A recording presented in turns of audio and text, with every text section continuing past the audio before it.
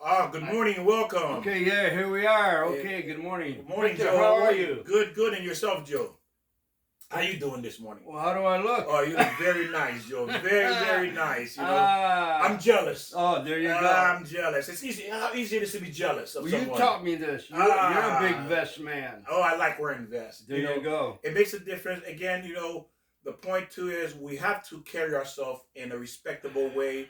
That way, we don't offend people. Exactly. No, exactly. We don't want to offend people. It's against God rules, God commandment to offend people in terms of like body odor, the way we look, because the more representative that we are of God, people will be willing to listen to us. Absolutely. Because we have to carry ourselves in the same way. So, again, I thank all of you for joining us and learning with us.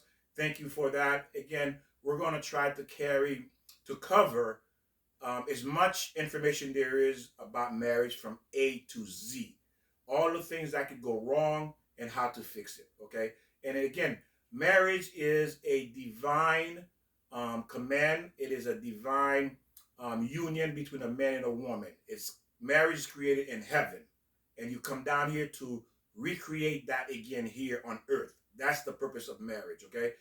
When people talk about marriage, marriage is not a physical thing. It is a spiritual because God created. Right. So, yeah, very good. Take the word of relationship. God did not create relationship. He did not create boyfriend and girlfriend. He created marriage. Adam and Eve did not date. Oh, yeah. They did not date. Right. They were not girlfriend and boyfriend. They were husband and wife. That's what Adam and Eve was. Okay. So because we want to adjust, we allow man to fool us by changing what God has created, which is good, and then we think we can improve what God has created. Is that even possible for us to outdo the Creator, Joe? Oh, no. Not in this lifetime. Yeah. Or maybe ever. Ever. How can you do something better than God? How can you improve on something God has created, Joe? Is that even possible? Is that even a thought? No, well, we only use what, 3% of our brain, or what, maybe 7? What? Well, that should tell us a lot, right? Yeah. Some of us barely use it. Right, we're idiots. But the point is, and yes, even though we're joking around this, but it's sad for us to think, like Joe said, we use 7% of our brain, and yet we think we know more than God. How is that even possible, Joe? How is that possible? No, it's impossible. We can't even control our own kids. We can't even control our own life. Right. We can't even tell our own wife what to do. We can't tell our husband what to do. We can't tell our children what to do. But yet we want to tell God what to do. Yeah, good point. That doesn't happen. Yeah, so how is that even possible? No. But it's sad. But again, it's a reality that we all live with. And because we have so much bad information out there that's teaching us, like Joe always saying that. Bad information. Bad information, the wrong teaching. And that leads us to a dark place where we can't, we can't find our way out because it seems like there's no way out of it. There isn't. No, exactly. Because we dig ourselves. Well, there is a way out. Yes. You got to follow God. Yes, there is a way out. But a lot of people who don't know God, who don't follow God, right, they're not going to get out. No. Because there's only one way and there's only one truth, and that's God. And I'm going to tell you, ladies and gentlemen, my cousin and I, we searched to see if there was another way around God. There is no other way around God. You did the research? Yeah, we did the research. I like to know how that went. I failed. We failed. We failed miserably. For sure you're going to fail. Yeah. Oh, I like that. You know what Joe say? For sure. Joe saying it's guaranteed you're going to fail. Right. If you don't have God in it, it's guaranteed you fail. Well, people realize that already. They know what's going wrong with my life. What's wrong with my life? Why is God doing this to me? He's not doing it to us. We're doing it to ourselves. Yes. We're screwing up because we're looking for the easy way out. And it's true. And the truth is, there is an easy way out. There is an easy way. Yeah. And that's interesting what you said, Joe. We're looking for the easy way out, but the one that we think is easy is the hard way. Well, sure. Eventually, yeah. It's the hard way. What we think is easy is the hard way, is the misery. And the easy way out is just by listening to God. That's the easy way out. Listening to God, following His commandment. I'm going to tell you something. It is absolutely beautiful. It took me time, and I'm still learning. The more I learn, the more easy I see it is. And if you stick with us, you keep learning and keep learning, you're going to see how easy it is because it gets easier as you keep learning. But again, it's a lot of information you need to learn because God is not finite. God is infinite. So that means that what you're going to learn about him never ends. So he's a God that you will never stop learning about. And because if he wasn't that type of God, he said, well, I know God now, I don't need to know anymore, then he wouldn't be a God. Well, we talk about the blueprint. Can you build a house without a blueprint? I don't know. But some people try, Joe. Well, yeah. You know, it becomes a shack. They become a shot. Yeah. And Leaks here. And it falls on top of your head and kill you at the end. That's what happens, yeah. It's going to fall on top of your head. Because why? Because you don't know the stress level of the beams, what you need for the roof, the codes the codes in those buildings is designed to protect you. Foundation. The foundation. Foundational life. What is foundational life? God, following God. Which is the 10 Commandments. Yeah, absolutely. There we go. And we're thinking that God give us the 10 Commandments because he don't love us. The 10 Commandments is the house rules. Right. It's the house rules to protect you. You have rules in your house for why? Why do you have rules for your house? Why do you have rules for your kids? To protect them. Yeah, that's it. Protect them. That's what the 10 Commandments are. To protect us. It's for our benefit. And you can enjoy this life God wants for you. Every one of us can. But when we are rebellious children, no rebellious children ever come out on top. No, right. Nobody. Wind up in jail, wind up in prison, wind up dead. Always bad, right? Wind up in a hospital. Yes, that's what happened to rebellious children. Nothing good ever comes out of it. And why are they rebellious? Because no laws, no rules, no 10 Commandments. They didn't learn it, or they didn't want to follow it, or they did not know. Right. You see, some kids don't, right? They don't know, like Joe said, because why? We're not teaching. And the reason we're not teaching too is because probably we don't know ourselves. Right. We don't know. So today we're going to cover honoring parents and mothers-in-laws, mothers-in-laws, fathers-in-laws. That's in a marriage. You see? Yeah, right. So now, let me ask you something, Joe. How many people do you know that respect or get along with their mothers-in-law when you were growing up? Yeah, very few. But I tell you, I had a really good relationship with my mother-in-law. You did? Yeah, I did. My father-in-law died early in, I think it was almost like within the first week of our marriage. So it was pretty sad. But my mother-in-law, I mean, I still she's passed away now, but I would contact her constantly. And we had this relationship. I mean, I can understand where people say, oh, I hate my mother-in-law, hate my father-in-law, my in-laws, they're giving me a pain in the butt. Well, why? Because maybe you've got a problem. That is true. The Torah does say that it's usually you are the problem. And because why? We'll get into that why you're the problem. Because remember, if you married this person, you took on those problems too. So you have to deal with it. So you are responsible. And I'm not in touch just with my mother-in-law, but also my in-laws too. Sister-in-law, brother-in-laws. I still keep in contact with them. I mean, why should you get married, have this beautiful second family, and then all of a sudden you're divorced and boop, they're gone? Well, that's what happens with most relationships. It's true. Most marriage that dissolve, usually people don't keep in touch with the in-laws anymore. They feel disconnected. They feel like they're no longer part of the family. How easy is that? I mean, that's a hurtful thing when you think about it. You were married to this person, you were close to the family, and then you divorce, and obviously you become strangers. Right. You know, is that even fair? I mean, that's an awkward relationship, and then on top of that, if you have children involved in that. Right, that's another double issue. Whammy. Yeah, it is hard though, because people do move on, and then if you remarry, and then so that relationship's got to be balanced very finely, so it doesn't. It's a trick. You have to balance that. It's not easy to balance, and especially you're right, like Joe said, if the person remarried, so the new husband, the new wife have the new in-law, and you no longer married to that person, both of you show up to Christmas dinner, or then there's jealousy involved. Why are you still hanging around? But look at the mess. Letting go. Yeah, look at the mess we create. Right. We create that mess. You have the ex-husband there and the new husband there. Yeah. At the mother-in-law. Oh man, chaos. Yeah. And then why? You think that's what God wanted? That's not what God wanted. God did not want that chaos or that embarrassment for you. You were designed to have one husband and one wife. That was it. Right. Exactly. That means there's no confusion. The kids are not confused. You're not confused. The in-laws are not confused. Everybody know who they are, their role, their responsibility, their obligations to this relationship, because a relationship is not just you and your husband or you and your wife, it's also the in-laws. They're part of it as well. Well, now, we don't want to confuse the people out there. It's just like, well, what do we do?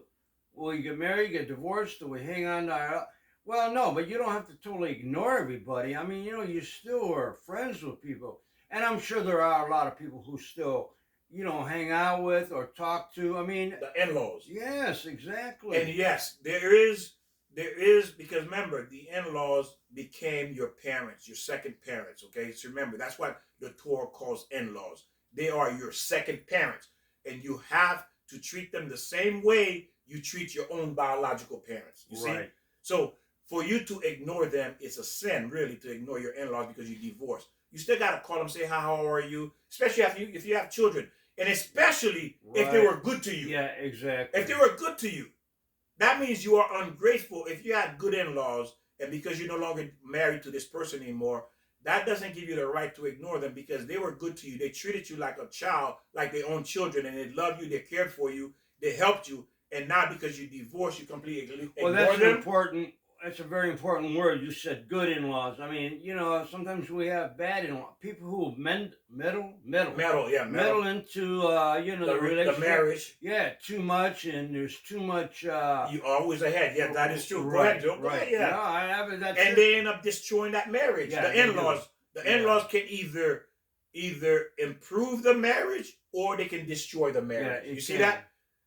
So the in-laws does influence the marriage, but they're not supposed to. That's the whole point. The in-laws have no business in your marriage. Okay? They have no business. But remember, like I said, because people don't understand the law of God. Right. Okay? Even though they're your in-laws, they're not supposed to damage your marriage. And there's a lot of things they should not know about your marriage that's going on in your marriage either, because, and we'll get into that, meaning that, let's say your wife did something to you that upset you, and then you go tell your mom, you go tell your dad. Guess what?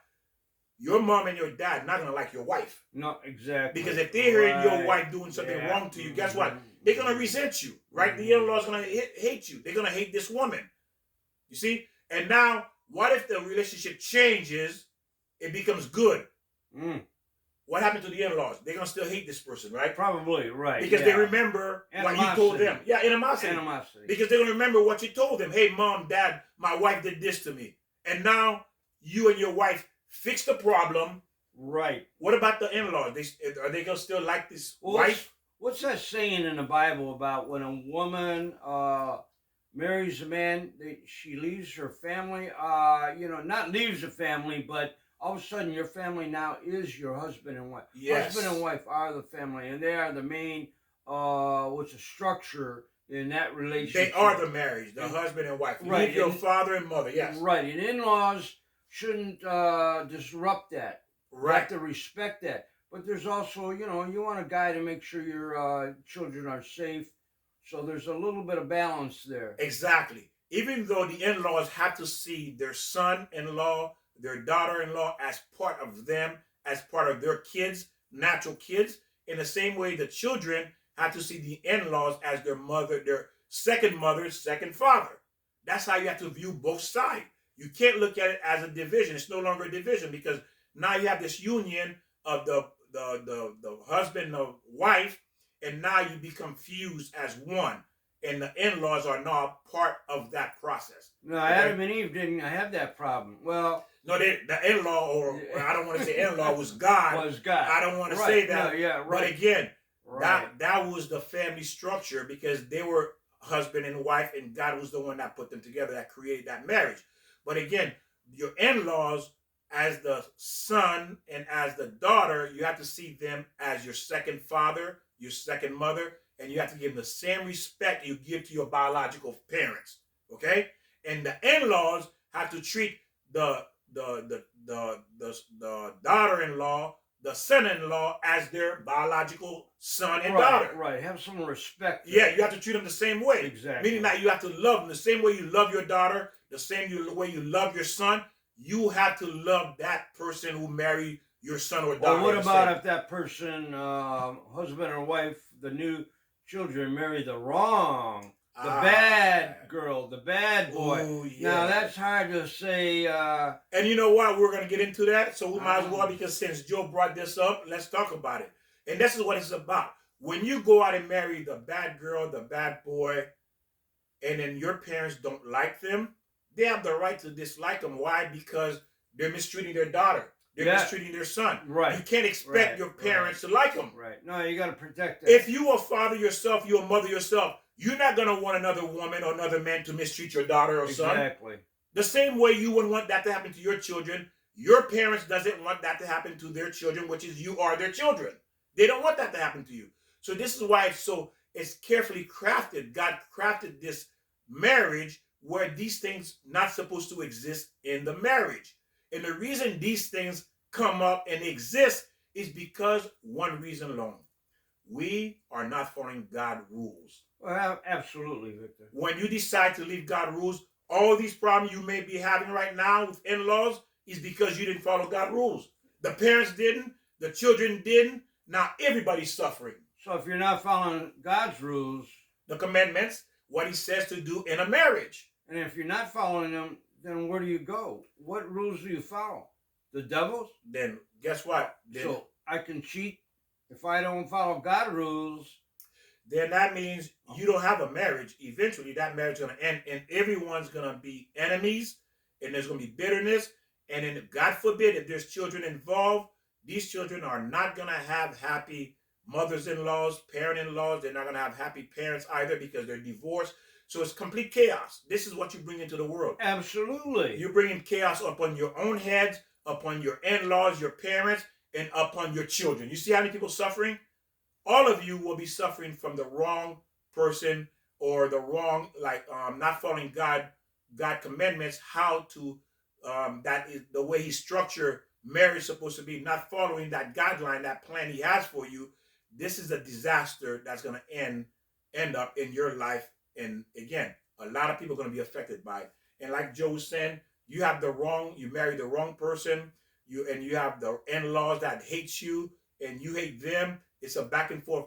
That has to be devastating for the children, where the husband doesn't like the wife family and the wife doesn't like the husband family, and vice versa, where the family doesn't like the husband or the family doesn't like the wife. And when you are talking about marrying a bad person, what are we talking about? We're looking at the wrong rules. We're looking at, look at the money. Look at the prestige. We're going always back to that. So when we say we're marrying the wrong person or the bad girl, the bad boy, because we're looking at the wrong thing. We're not looking at the heart. Exactly. We're not looking at the mind. And we're looking at the money. We're looking at the lust. Yes, we covered that last session. We covered about what to look for. But again, Joe's recapping. So again, these are preventive measures when you're looking for a spouse. Like Joe said, 1, you have to be attractive. 2, they have to be ideology. Your understanding have to be the same as that person, like equally yoked, because you understand, hey, we're going to raise the kids this way. We're going to manage money this way. We have to agree on all these things. Well, now, when you said attractive, that doesn't mean in society's eye, that's attracted in your eye. Yeah, right. It doesn't have to mean, what people are saying. Right. Because exactly. I said, beauty is in the eyes of the beholder, right? Right. So again, that's beautiful what Joe said. What's attractive to you, and then the right ideology, and that person has to have a good heart and good character about themselves. I mean, look at this. Those are the key ingredients. Who would marry this face? Well, you know what? There's a lot of people out there, again, when you understand what to look for, you go, remember, it says beauty is not, people look at beauty as skin deep. You're looking deeper than that. Right. You're looking into the soul. No, why? Exactly. Because somebody can be beautiful, but they're ugly inside. I've seen that. You've seen that. We've all seen that. Yes, they're beautiful, but they're just nasty, despicable people. Right. But they're beautiful on the outside. But guess what? You're never going to stay with someone like that. Because why? No. Eventually, you lose your looks. And what's remained is that internal beauty. That internal beauty is what remains. It does. You see the difference? Internal beauty. Internal beauty is what remains. And that's what you want. Now the external is to get you in. But what keeps you there is that internal beauty of that person, how beautiful that person is. And really, everybody really wants that. They want that soul and heart and inner beauty, like you're saying. mentally, you need to have that. Yes. And we want that beauty not only in our spouse, we want that internal beauty in our in-laws. Right? No, exactly. We want that beauty in our in-laws, that internal beauty in our in-laws, that love for you and a love for them. Because your in-laws is now part of this family, part of your marriage. And they can help or they can break that marriage. Okay? That's how important the in-laws are. But again, we're going to get into more detail about the in-laws, how to respect them, and how to respect the parents. Now, and if you have God in your heart and mind, you're going to have that beauty in you. Yes. If you follow the 10 If Commandments. you follow in God. Yeah, yes. you got to follow. And that beauty is in you. And you know that. You see people go, wow, look at that person, how nice he's handling things. You can see that beauty that resonate. Is that a word? Yes. Resonate. You know, everybody's like just amazed because they're glow. Glow. Because when you have God in you, you glow. You glow in so many ways you can't even make it imagine. People wondering, what makes this person so special? Why is this person so unique and different from everyone else? Why? Because he or she is following the 10 Commandments. And when you have that 10 Commandments, you have God inside of you, you're going to stand out. Whether you want to or not, you're going to stand out. There's like an aura, sometimes people say. There's an aura. I've heard people say, wow, I see that glow above your head, or an aura. I really can't comprehend that. But people said that, and I believe that. There's an aura. You resonate. Is that they're getting? Yes. Resonate this here. You see people go, wow, look at that person, how they're handling their children or their spouse. It's so beautiful. It is. Without God, ladies and gentlemen, you have nothing. That's just the bottom line. You have nothing. Oh yeah, you do. You have the devil. Yeah. But either one. Well, either that's have death. God or death. Yeah. Death. What if you don't have wants God? Death? Who wants death? No, nobody wants death. Exactly. Nobody wants death. So you have nothing but except death. At the end. And Joe is right. If you don't have God, you have the devil, and the devil is death. It's just that what the devil likes, he wants to slowly cook you, roast you slowly. Yeah. He wants to roast you slowly. You see, he's roasting you slowly. And you don't even know he's roasting you. Yeah. He's roasting you slowly, and that's what the devil's doing. And how when you have that rotisserie, what is it called? Yeah, rotisserie. Your rotisserie chicken, they're roasting it slowly. Oh, I love that. It takes time. Yeah, he's roasting you. But that's what he's doing. Right. So now let's get into honoring. Okay, it says a person is obligated to honor his father, honor his parents. A child has, and it says in the 10 Commandments, honor thy father and thy mother. Right, yeah, sure. It says that. Right. It's clearly spelled out. If any one of you know about the 10 Commandments, that's one of them we are familiar with. Honor thy father and honor thy mother. I think that's fourth. I'm not, no, maybe it's not. the fifth one. Oh, is it? And the sixth one is not kill, and the sixth adultery. Yeah, adultery. Yeah, seventh one is I forgot the seventh by heart, but I had which one's most important? But they all are important. But again, all of them? the first one is the most important one. Okay, because the first one is what everything falls under. There you go. If you don't have the first one, then you have nothing. Mm-hmm. You see that? Look up the first one. Now it says, listen to King David. All of them. Listen to King David. Yeah, all of them. You should know all of them. Looking at King David. Remember, King Saul was trying to kill King David. Well, before he became king, he was trying to kill King David. And then King David says, from a distance, because he was close in King Saul's tent, and he was able to cut a piece of cloth from his clothing. And then he was on a mountaintop. He says, Father. Now listen, because he was married to King Saul's daughter. He called King Saul Father. You see, he's giving them respect. He said, look, Father, I could have killed you, but I didn't because I'm not trying to kill you. I love you. You are my father. So he treated King Saul like his own biological father. You see how much respect he had for King Saul? Really? He called him Father. Listen to what King David did. He doesn't say, this is my father-in-law, this is my mother-in-law. He said, this is my father. Didn't call him Saul? No, he says, my father. That's respect. So with here we learn that our in-laws is our mother and they are our father. That's where we learn that. Your in-law is your father. Your in-law is your mother. That's how you must see them. Now, not just like your father-in-law, but again, these people are, that's what God says, they are your father and they are your mother. The different laws honoring the parents. Calling your parents by the first name is a complete disrespect. You are not allowed to call them by their first name. And there's a lot of rules that's involved in honoring them. Like when a father walk into the room, the son, he's supposed to stand up and stand up to show, just like you stand up for a king when a king walk in the room, just like you stand up for a judge. Right. You'll stand up for a judge, you'll stand up for a king, but you will not stand up for your own father who brought you into this world to show him respect. That's lost. You see that? Yeah. You won't show your own father respect. Yeah, exactly. But you'll stand for the judge. Uh-huh. But you'll stand for the king. You'll stand for somebody important. You'll stand up for your boss. Well, your father's important. Exactly. Your father, you should do the same thing. You're not allowed to sit in your father's favorite chair because why? That's his place. You are not allowed to do that because that's showing disrespect. And then when your father walks into the room, you're supposed to salute, say, good morning, father, good evening, father. Because why? It is a commandment. It says, honor thy father and the mother, as well, the mother as well. But again, because the father is the head of the household, you have to honor him. You have to treat him like the king.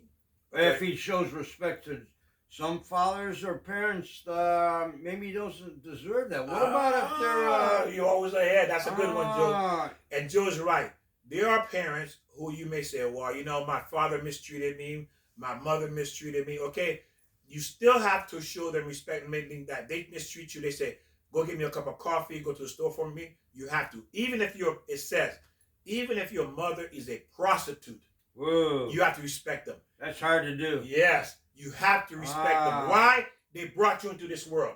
Now, if they molested you, do all kind of harm to you, you don't have to. If they're going against the Torah, you are not obligated. If they're going against God's word, you are not allowed to listen to them. That's what I'm talking about. Yes, you're not allowed to. No, you shouldn't. I mean, yeah. Because they're telling you to go against God.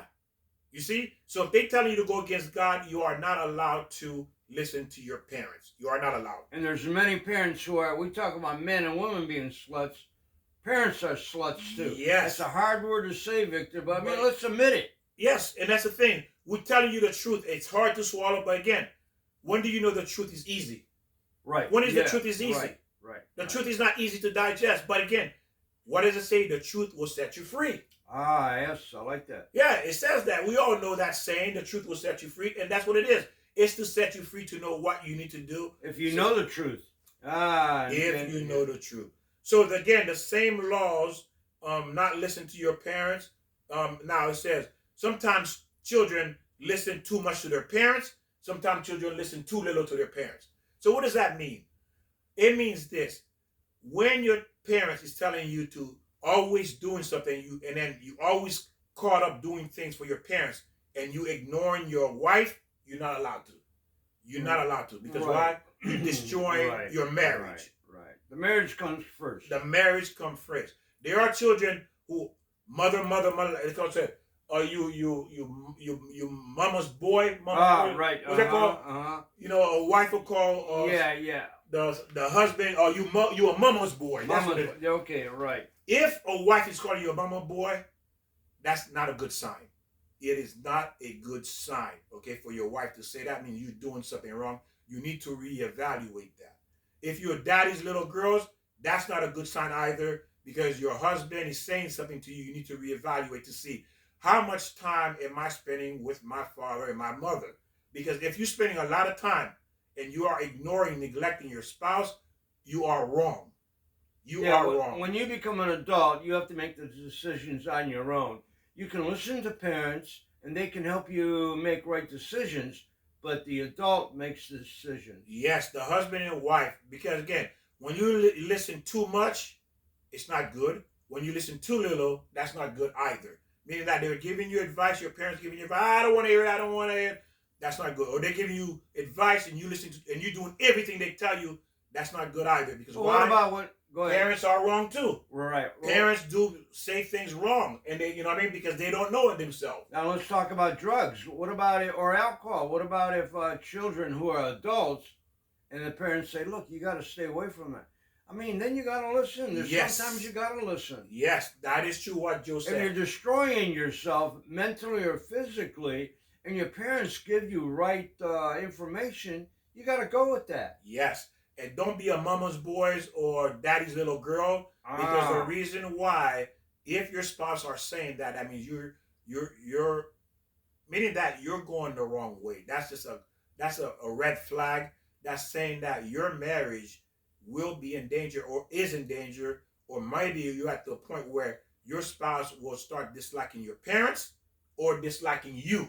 Why? Because you're a mama's boy, you're a daddy's little girl, and believe me, nobody wants to feel like that in a relationship. And there's an easy fix. You know, you Yeah. follow God. God will Yes. guide you through all this. Yes, you follow the commandment, you know how to handle it. You follow these videos, you listen to these tips that will fix the issue that you may currently have or will have if you don't know this already. So again, there's a point where there's too much, you listen to too much, or there's a point where you're not listening enough to your mother and to your father. Now remember, the in-laws are there to strengthen the marriage, not to destroy it. If you're a mother-in-law, father-in-law, that's your purpose of this, being part of this new family, is for you to strengthen them. But again, there are certain things children are forbid to tell their parents, because why? You're going to make your parents hate your spouse. Because if your spouse should change and become a better person, now your parents have hate for them in their heart because they remember what they did to their daughter. A parent doesn't forget that. No, you don't. Right. A parent don't Right. forget when a spouse mistreat their daughters. A parent not going to like that. And you're going to make them hate them. Now, again, if you've been abused, you've been mistreated in a horrible way, yes, you talk to your parents. But again, what I recommend is you talk to someone that's not biased, that's outside your parents, to see someone who's going to be at your... Now, again, when I say not biased, someone who knows God laws, who knows God, who can direct you in the right way, in the right direction. You don't want to bring this kind of problem to your in-laws, to your parents. You want to bring in someone that is not biased, that a third party that doesn't know neither one of you, but that's following God, that will give you the right direction how to handle if you're being abused, if something going on in the marriage. Because why? Parents will not forget. They will not forget. You're talking about, like, what's that saying? A zebra doesn't ever lose its stripes or change. Right. Or elephant doesn't forget. Oh, there you go. Right, Yeah. right, You right. see? If you are an adulteress or a liar, you can get out of that, but that's very hard. Usually, if you start lying, people aren't going to believe you anymore. Yeah. You don't change. It's very hard. You can change if you go towards God and listen to what is right to do. Now so this is very important. You understand that there's certain things you cannot speak to your parents about because you don't want them to hate this person that you love. And then again, the marriage can turn around and you end up staying with them, but your parents end up hating them for the rest of the marriage. As long as they're alive, they hate this person. They're holding that hatred in their heart because why? You reveal everything that's going on in the household, and now guess what? There's no way they're gonna forget this. Even if he became a multi-millionaire in terms of the way he's treating you like an angel, but they're not gonna forget because why? Parents do not want to see their kids get hurt, especially by someone that's not family, that's not their blood. You see? Right. So that's not an easy place for you to put your parents in. Again, if you have this issue, consult someone who knows the Torah, someone who's into God, who can guide you in the right way how to take care of these issues. Now, if a child who was an adult wants to move, for example, if you have a child who's an adult now, he wants to move to a place where he can learn more about God or have a better life, and his father said, "No, I forbid you to move." Guess what? The child not allowed to listen to the father because why? He's chasing God. He wants to know more about God. He wants to go to a place where he can learn more about God. So you are not allowed to listen to your parents. Anytime your parents giving you rules against God, you are not allowed to listen. You're not. Okay? If father is telling your child to go against the Torah, he is not allowed to listen to the child. God comes before the father. If the mother not telling you to go against the Torah, you have to honor them. Again, even if the mother is a prostitute, you still have to honor her, okay? Because again, she is not telling you to go against God. That's why you have to honor them, okay? Honoring your parents are a moral law to make a person a better. When you honor your parents, it makes you a better person. Not only a better person, it's going to make you a better husband, a better wife when you honor them. And then eventually, you will honor God as well. You see? So it's a road to goodness. It's a road you are on a path to good when you can honor your parents. That's how important it is. That's why God says honor your parents. Because why? your parents. Why honor your parents? If you have good parents, they're gonna tell you the right thing. Well, They're is gonna teach you the right thing. honoring and respect, can you still honor and then respect? I mean, like you're talking about, if a mother is a prostitute, okay, I can see you saying, still honoring your parents. Care What for about them. Yeah, what about the respect, or is that the same flow? Respect, you want to respect them as well. Even though you disagree with what they're doing. What they're doing is wrong. But you still got to respect Well, you them. say, okay, you say about prostitute, what about killing or stealing? How do you respect and honor? I mean, I don't know, because Well, if they're doing something like I said, if they're doing things like this, if they're asking you to do things for them, well, right. you I'm know, not saying they're that. going, like they're sick, they Right. need to go to the hospital, or they need food, they need something, you care for them. Okay. But what they do, you don't get involved in that. Correct. You right. see? But we're talking about still honoring. I mean, let's say your father goes out and steals and commits adultery. I mean, he doesn't teach you that, but how do you still have respect for that, or how do you honor that? I mean, I know I know meaning that you know what they're doing is wrong. uh-huh. But because you have an obligation, they brought you into the world. Okay, you still have to have what'd you say, honoring. By meaning honoring, mean by respecting them, by helping them. Well, that's wrong. If they need it. Yeah. Okay. If they need something, like your mother got all of a sudden, your mother was in the process, she's ill, she got AIDS. Okay, she has AIDS, she's dying. Right. So you have to care for her. You should. Yeah. But you don't do what they do. What they do, okay. And you don't condone what they do either. Right. You don't agree with it. You disagree with it. You don't agree with it. No, exactly. Yeah, you don't agree with stealing, lying, all those things. You keep your morals. You don't follow them. If you learn the morals. Yes. Now, if the father, okay, so now it says, when a parent gets in the way of a marriage, listen to this. When a parent, like Joe was saying earlier, gets in the way of a marriage, they're literally putting their life in danger. When you, as a mother-in-law or father-in-law, trying to break up a marriage, God can kill you for that. Yeah, that's not right. You're exactly right. To interfere in the marriage. God can kill you for that. And that's why we said earlier, kids, husband and wife, don't tell your parents these things. Go to a third party. Why? Because if you go tell my husband he's not treating me good, he's doing this and this to your parents, now they're going to hate you. And if they hate you, they're going to try to break up the marriage. And if they try to break up the marriage, guess what? Your parents did not put the marriage together. God did. This is God creation. Marriage is God creation. Your parents have no right to break it up unless the guy is abusing you. He wants to kill you. He's going to murder you. You understand? Yeah, when you go to that point. Right. When you go to that extreme, when your life is at stake, yes. When it's abuse, yes. Okay. But it's because if I want to break them up, or because you know what? You might say this. This is an example for you to understand. Well, I don't like your husband because he didn't say hi to me. No respect. Yeah, he didn't say hi to me. He didn't respect me. Well, that's not a reason for your father to want to break up your marriage. No, not because he didn't say hi to you. You see? So if he's trying to break up the relationship, the marriage, because your husband did not say hi, good morning to your father, and now your father's angry because he has an ego. He wants you to divorce this guy. Oh, this guy is no good. He disrespects me. Who does he think he is? You my daughter. And he's trying to break it up. God will kill him. Yeah, you shouldn't break it up. You see? Unless you say there's abuse in the marriage, then yes. Violence. All these things going on, then yes. Or breaking the 10 Commandments. Yes. Any of the 10 Commandments. Yes. So you see, this is what it do. When a parent's trying to break up, if the parents trying to break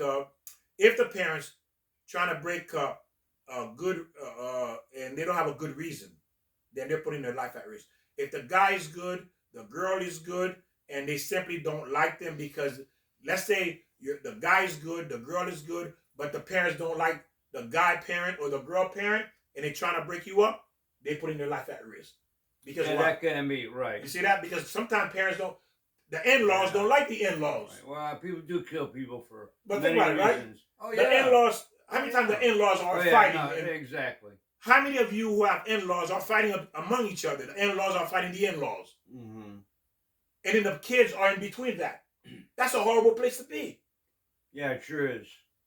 But it's probably started from the kids. Right. Because it started because when you think about it too, It's a lot more, but we're not going to go into it because it'll drag on because it's so much Right. detail. But it's still for you to understand your position as the husband and wife, and your position as the in-laws, how you mingle or interact, what your roles are, what you can and cannot do in this type of relationship. And one of In a the main marriage. relation is probably when somebody gets pregnant before marriage. I mean, that starts off on a wrong foot. Yes, Joe, it Not does. always, but you know. But again, when you start something on the wrong foot, the only way you may have a chance to fix that is if you're following God's 10 commandment.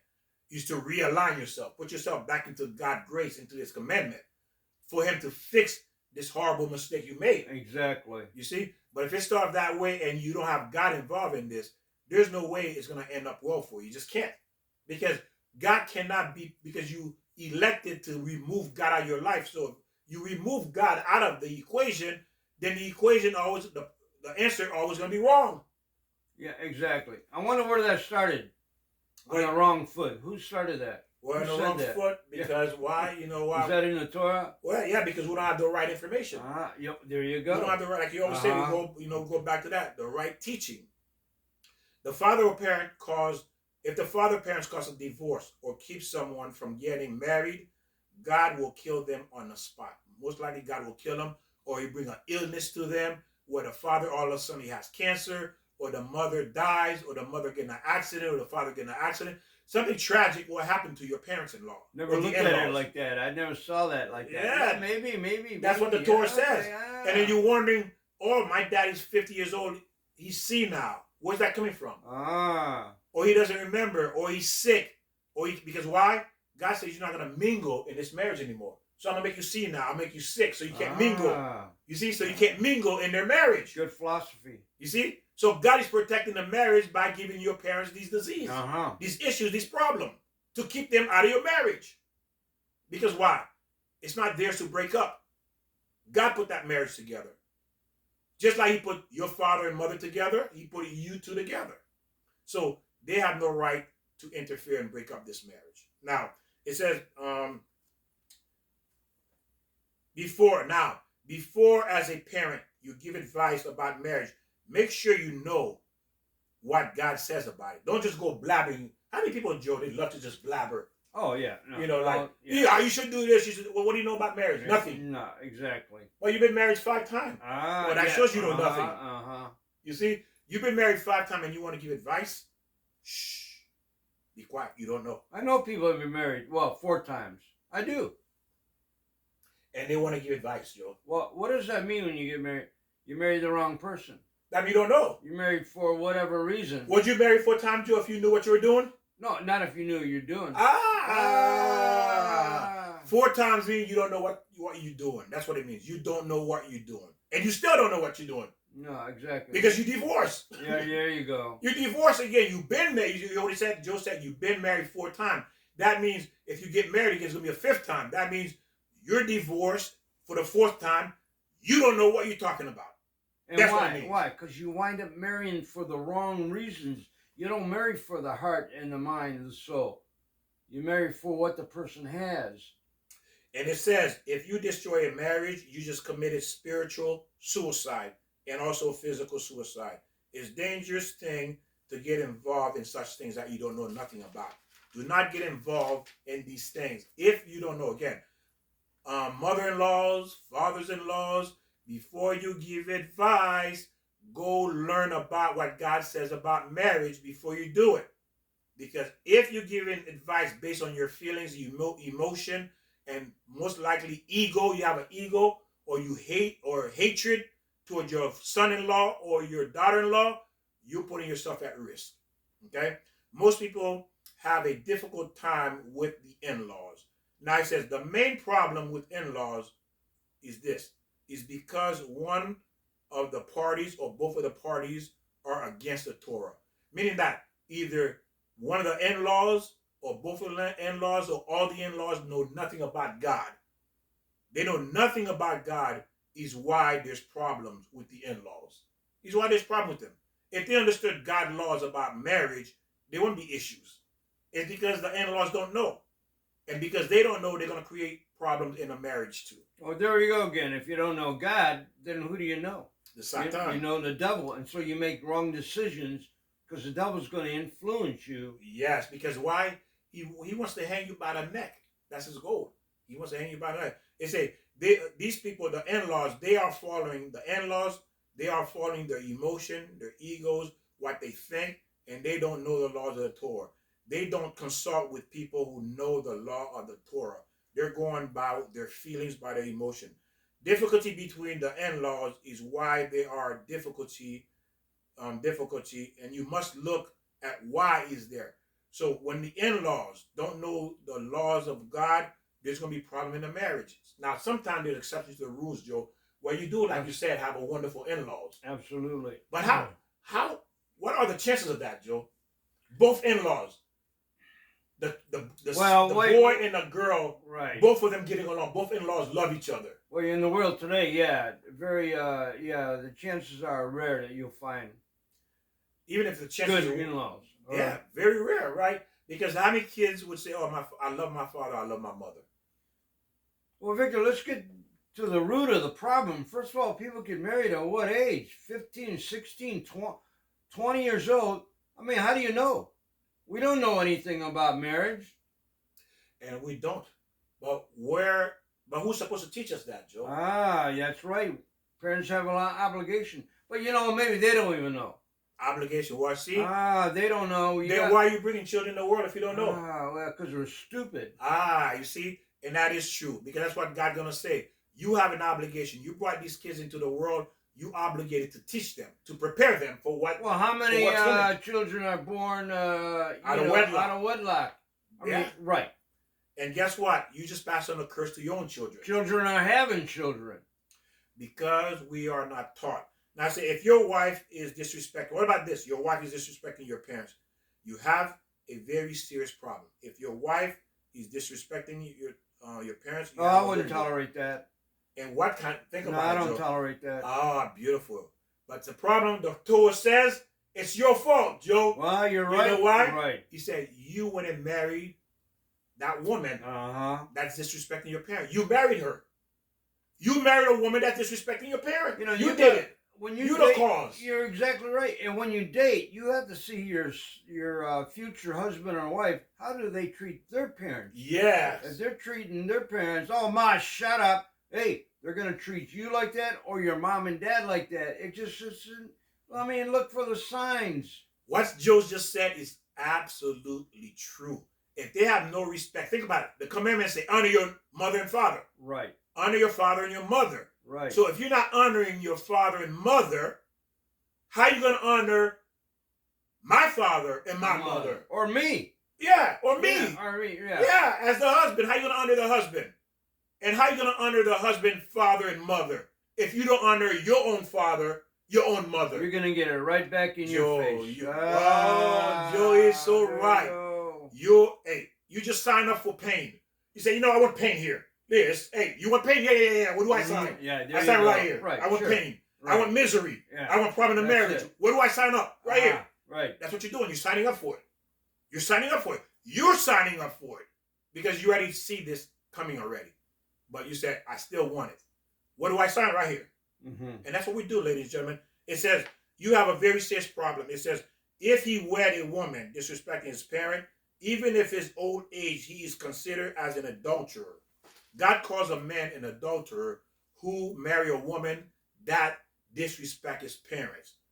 She slams a door on your father's face. She hangs up the phone on your mother. Right. Joe, tell me about that, Joe. Tell me. Well, how would you handle that, Joe? No, I wouldn't like that at all. No, that's not. Disrespect. I have a question for you, Joe. She does that to your parents. Can you love her?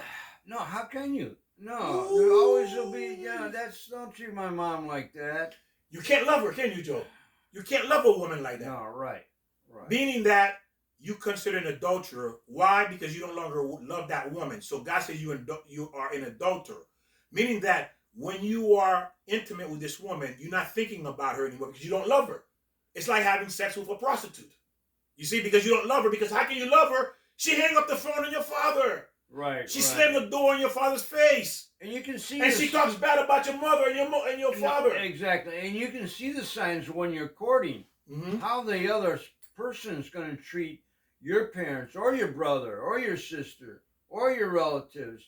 I mean, it goes both ways. You got to look for the signs. And people ignore it, Victor. And it says, why you an adulterer? This is the key. Why the man become an adulterer is because there's no way you can love your wife anymore. Ah. So now, when you sleep with her, you're sleeping with a prostitute because you Yeah. don't love her. Ah, that's right. Yeah, you know, You don't love her. And you're thinking of somebody else. Exactly. Joe, bing, bing, bing, bing, bing, There bing, you bing, bing, go. bing. You don't love her. Same thing for the woman too. You don't love him because you hate him because he hates your parents. He's mistreating your parents. You can't love him. And anyone, any man or woman that can love someone who mistreat their father and their mother, there's something wrong with you. Bottom line. There's something really wrong with you. Right. You need to examine yourself. Because why? You committing a crime because God says for you to honor your father and honor your mother. And you're going against God's commandment. And we talk about even if they're a prostitute, whatever, you still have to honor them. But for you to allow someone to do that, there's something wrong with you. If you're normal, there's no way you can love that person, Joe. Even if they say, I love you, my moochie, moochie, boo, boo, boo, boo, boo. Yeah. You can't love them. No. There's no way. Click, who's that, honey? Oh, that was your mother. And you hung up on mother. Yeah, I don't like you. You know I don't like her. And then she's cussing about your mother, calling your mother name. Ooh, can you imagine? And I've heard this where the wife is cussing out the mother. Joe, how can you? What do you do? You're in the middle of it. Oh yeah, it's very hard. What do you do there? Yeah, you don't. I don't know. Ooh, that is a good one, huh? That's what happens. People, they don't know what to do. They stay in the relationship. But then again, Victor, we got to look at the other side. There are many parents and in-laws who are terrible. Yes, that's true too. We know that. We know.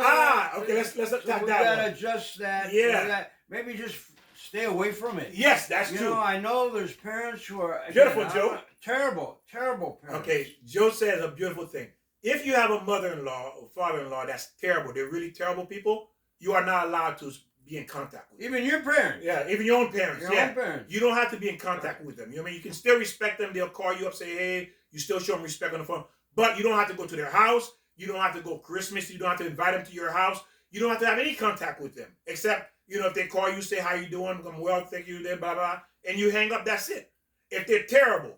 Because why? You're not allowed to be around them. Because why? You have children as well. I was just going to say, if you have children, you can't bring your children to your in-laws or even to your own house if your parents are miserable. Bad people. Right, whatever. You're not allowed. They swear, they do drugs, they drink, they disrespect each other. You can't bring that to children in that atmosphere. What Joe says true. You cannot be there, neither can the kids be there.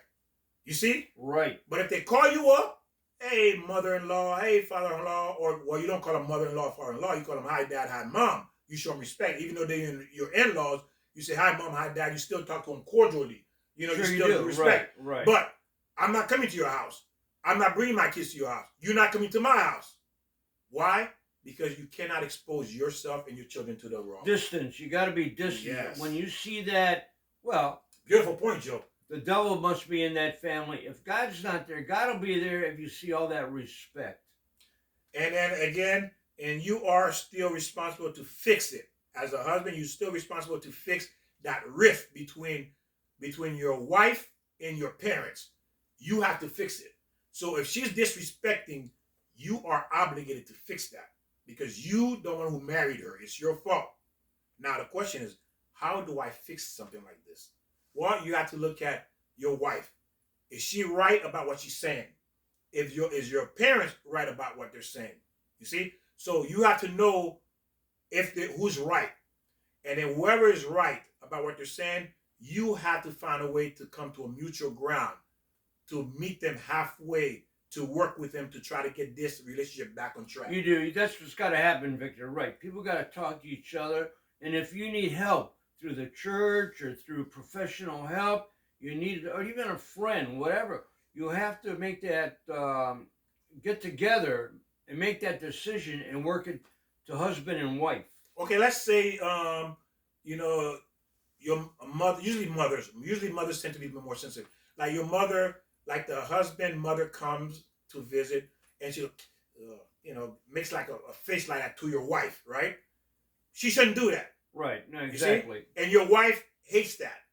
Then your wife say, "Honey, I hate when honey, I hate when your mother does that to me." So you said, "You know what, honey, you're right. My mother is wrong. You're right." Now you go to your mother and say, "Mom, look, Mom, my wife really don't like. It hurts her when you do that to her. She's my wife. She hasn't done anything to you. She's good to me. Listen what I'm saying. She's a good wife to me, Mom. She's a good mother. She's a good wife, and she treats me good. Isn't that what you want for me, to have a good wife?" And if your mother is an understanding mother, she'll say, "Honey, I'm right. You're right. And if she I'm doesn't sorry." understand, then you gotta distance yourself. There you go. You do. There you can't invite her over anymore. Why? Because if your wife is good, it's your mother's the problem. Right. You can't invite her. Marriage is important. Yes, the marriage is first. Your marriage is first. But again, that's if your mother is doing it to your wife. Right, right. You see, then you can keep your mother away or your father away from your family. But what if it's your wife doing it to your mother? Same situation. You still gotta you deal still gotta with it. Yeah, you still gotta deal with it. You still gotta distance them, because you still gotta distance them. But the problem is this: your mother is your mother. You're still gonna be talking to your mother. How do you deal with something like that, where it's your wife disrespecting your mother? That's a hard question. Well, if that happens, if your wife is disrespecting your mother, you should have seen the signs in the beginning. That just doesn't come out. Yes, that's something you may have to live with for the rest of your life. But there is one other way to fix that. Either you have to live with it, because you can't make her respect your parent. One, you divorce her, if that's an option. Two, the other way is you need to fix whatever is wrong with her. You need to teach her and train her to fix that, because we all have issues about it. All of us have flaws. Find out what the flaw is about her, and you need to learn about that particular flaw to help her deal with that flaw, to help her fix that flaw, to get help to fix that flaw. Does that make sense? Because now it's her that has a flaw that's creating a problem in the marriage. But again, you still married her, but you got to try to find a way to fix that flaw that's in her. And it goes both ways too. The husband can feel that way against the father, the father-in-law. It's just all respect all the way around. Yes. It's the wife. It's the mother-in-law. It's the husband. It's the father-in-law on both sides. Yes. It's respect all the way around. And you have to find a way. Now it's the flaw is that in that person, either in the wife or in the husband, and you now are obligated to find ways to fix that flaw. Now it's not going to happen overnight, because why? Because it's hard to remove hatred. It's hard to remove hatred for the father-in-law and the mother-in-law. That's a hard thing to do when they don't like each other. It's very hard. But again, one of the things you can try is again, one, you got to talk, and then you have to find a way, a medium where you can compromise with your wife and your husband. Say, "Look, honey, listen. I know you wanted this. It's not a bribery, but trying to find a way. Say, honey, look, please try to be a little bit more respectful to my communication mom, to my mom. Okay, when you come, look, if my mom says something you don't like, just kind of walk away. Mm-hmm. Don't stay. Let's walk away. Start with that. Start with that, and then you tell her about the laws of God. And say, God says, look, if you disrespect, you disrespect your parents, we're gonna suffer in this relationship. Our kids gonna suffer too, because if we're suffering as parent, because you bringing that suffering up on our head, you see, by you disrespecting my mother, by you disrespecting my father, you bringing a curse to the family. You hurting us. And another way, instead of just walking away, which is a good idea, maybe take an initiative to go up to the mother-in-law one-on-one and go, "Hey, Ma, we got a little problem here. Why don't you like me? I love your daughter." Talk about it. You can do that. But if that's not an option yet, you walk away. Right, you don't want more chaos. Yes, exactly. If you get in a conflict, that'll make it worse. So you gotta get down to the distance, like Joe's saying, and then you gotta make them understand you are bringing a curse, even though it's my fault for marrying you, but you bringing a curse to the whole family. Say, look at our kids. Do you want our kids to suffer from this? Do you want the same thing to happen to our children? You gotta make her or him see what you're doing is going to be passed on to our children. Our children are going to suffer, and we're going to suffer. all fathers and mothers too, but all fathers want to see their little daughter or their daughters grow up to have a man that respects them, and also too, I mean, the father wants them to be more prestigious. Like, with my relationship, my dad, my father-in-law, he wasn't big on me because the work that I did. I wasn't a doctor or a lawyer, so he was kind of like, but But did you have a good relationship with them, or was it because? well, with my mother-in-law, definitely, that was beautiful. We both loved each other. My father-in-law, well, like I said, he died early in his Well, in that our was, marriage. But there was more like, but that was his problem. and That was his defect. yeah, I didn't hate him for it. Yeah, I mean, good. it was his problem, and I knew how I was going to treat his daughter, and he knew I was a good religious guy, so I think he knew. But again, fathers, want your daughters to marry, a And little bit that's more prestigious than well, you know what you're just saying a there, Joe? laborer that I was. But I'm gonna tell you something. The error this father made, he made a huge error. Huge, It was like a they huge say. error. When a father's looking for a good husband for their daughter, you want to look for a man who follows the Ten Commandments. He's the ultimate husband. Because if he fear God, he's certainly going to be afraid to mistreat your daughter. If he's afraid of God, you don't think he's going to be afraid to mistreat your daughter? Yes, because he understands God. Because he understands what God will do to him. He will never mistreat your daughter. So, a man that has millions of dollars, remember, he just bought your daughter. A Well, millionaire yeah. bought your daughter. He's not a husband. Your daughter has been bought. So he's going to treat her like an item, like a car. He uses her when he wants to. That's how he's going to treat her because he knows he can get any other woman. If he's a doctor, he doesn't get any other woman. So he's buying her. He's not loving her. He's buying her. And the man that you want for your daughter is a man that fears God. He's the ultimate man. He's the only man. It's not that he's the only ultimate man. He's the only man. Because why? No matter what happens in this life, he's not going to ever mistreat your daughter because he understands God and he fears God. He knows God will come after him. He knows that. Imagine the mafia are going to come after you if you mistreat his daughter. Think about that for a minute. You know this mafia. He will have no problem killing you. Why are you pointing at me? Because I'm Italian. There you go. You know what? I did that automatically. You know what? Maybe subconsciously, yeah. So if you know the mafia is going to come after you if you mistreat his daughter, are you going to ever mistreat his daughter? No, because you asked him to be killed. Right? You asked him. You sneeze. Oh, I'm sorry, honey. I didn't mean to sneeze. I'm sorry. You're terrified. You sneeze on it. You sneeze on his daughter by accident. You scared. No, honey. I didn't mean to sneeze on you. Please. Right. Let me wipe it off. Let me wipe off you.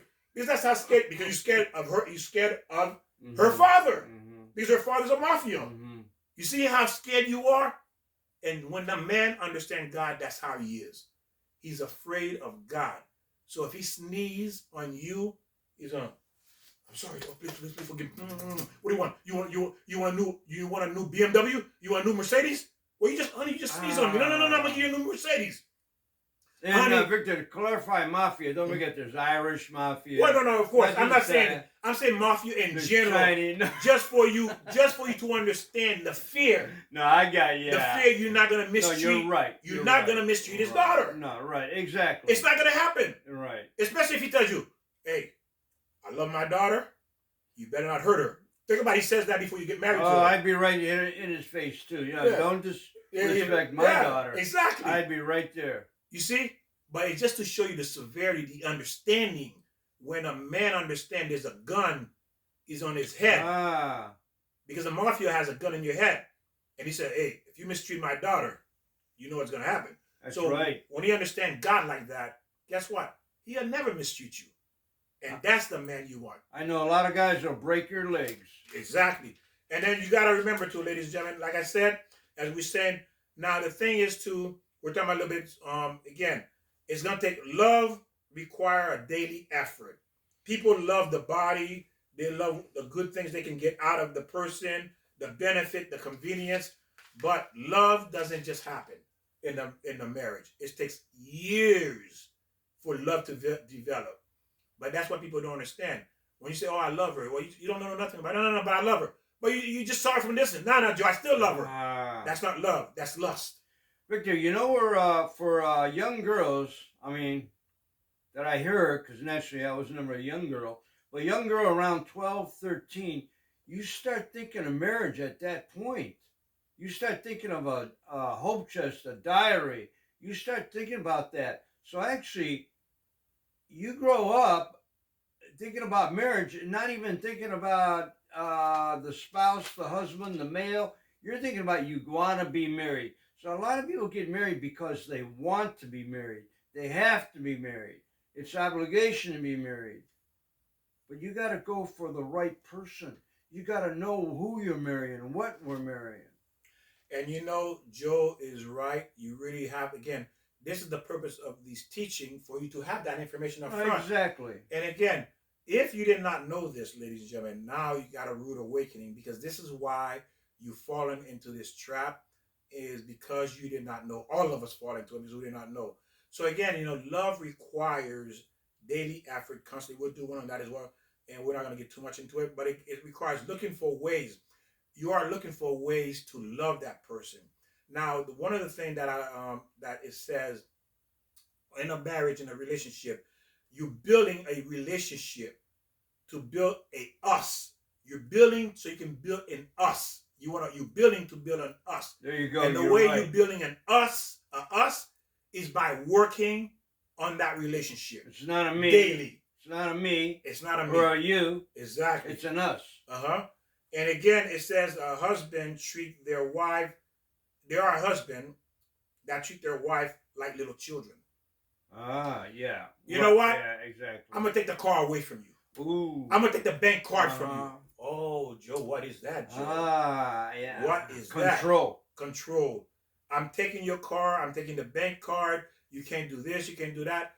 That is not love. That is not marriage. Well, now, on the other respect there, Victor, suppose a person takes that credit card and just uses it wildly.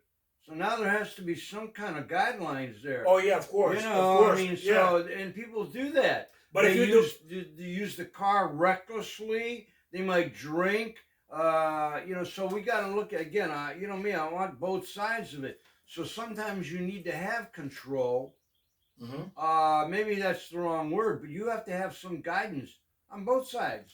The husband, what does a husband do? Winds up gambling, too much sports or whatever. There has to be a balance. So sometimes we need, I won't use the word control, guidance. Yes, sometimes again, remember, you do marry people who got out all kind of issues. You marry people who got all kind of issues you may not have been aware of because you did not know what to look for. Well, that's the problem in the beginning, Victor. Yes. You wind up marrying people who are already gamblers, drunks, dope addicts. We wind up marrying that because we're going to settle. Yes. Well, I'm 26 years old. I better hurry up and get married. This person looks like, I can deal with them. You're marrying the wrong person because you're marrying the wrong person. Because what's going to happen is you're going to create all kind of problems, especially in-laws problems.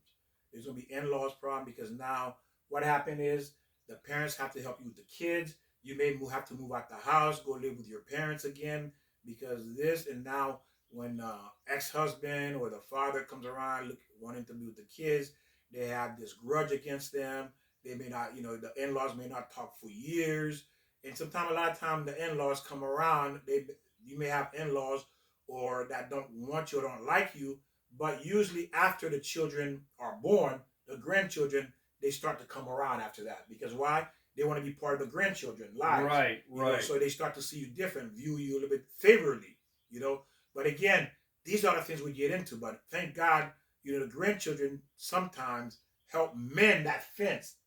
It helps to restore that relationship again between the in-laws, because of the grandchildren. Yeah, maybe. Yeah. Sometimes, not all the time. Yeah. Not all the time. It becomes a vicious circle. Once you get in that slippery slope. Yes. Or then, let's say if you don't get in that framework of God, then that's going to happen. You're going to get that, and it's chaos. We see that right now. I mean, Victor, it's just that way all the time. Yes, because why? It's that way because we decide we know better than God. And then like Joe said earlier, we're only using 5. Some of you who's lucky enough, 7% of our brain or brain cells. or brain cells, Yeah. or 7 brain cells. And then we think we know more than God. How is that even possible? And see, this is what we set. We literally set our own self up for failure. Because why? Because we're going by our own human logic. Your logic will never work. God says, do not lean on your own understanding because you're not capable.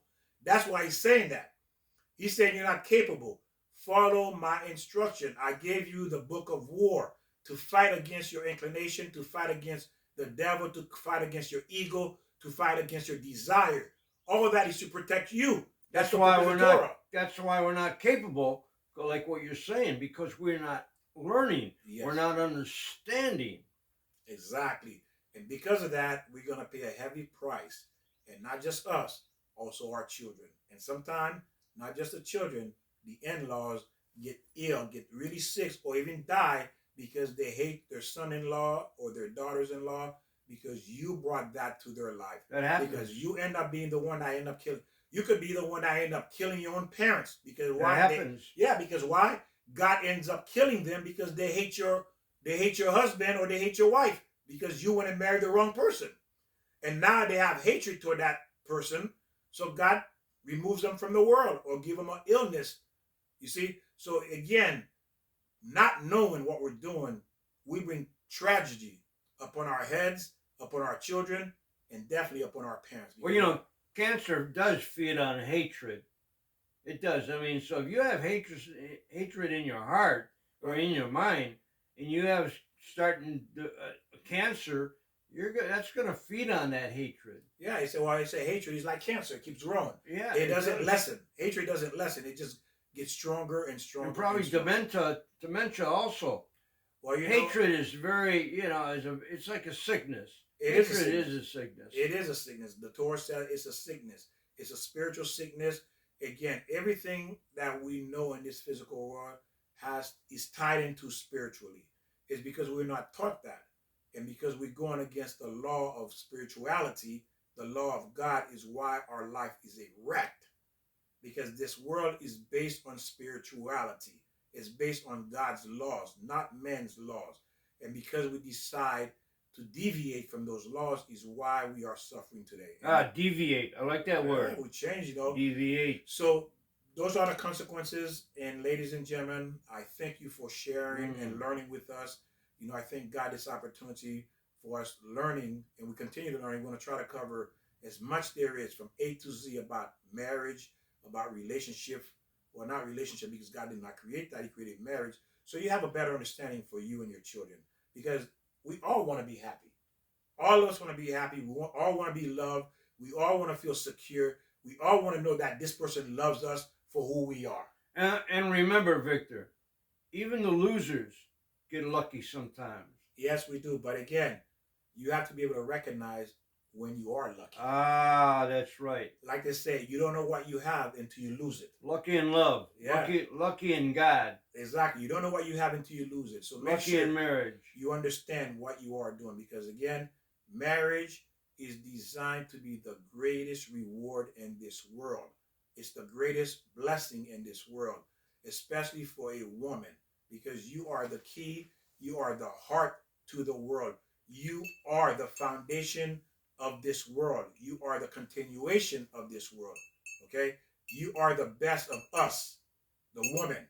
So you make sure you are selecting the right man, the man that's designed just for you. God bless you. We'll see you next time. Victor, you know this bell's about 100 years old? And then what do we do with that bell? Ring the bell, share. What does that mean when you ring the bell? That means that, what I think it is that because you like it, also you subscribe it. Oh, is that what it is? Yes. Oh, well then ring that bell. Yeah. Have a good day. Ring that bell. Even the losers get lucky sometimes. Victor. Yeah, Joe. What do we go, an hour? Let me see, it's not off.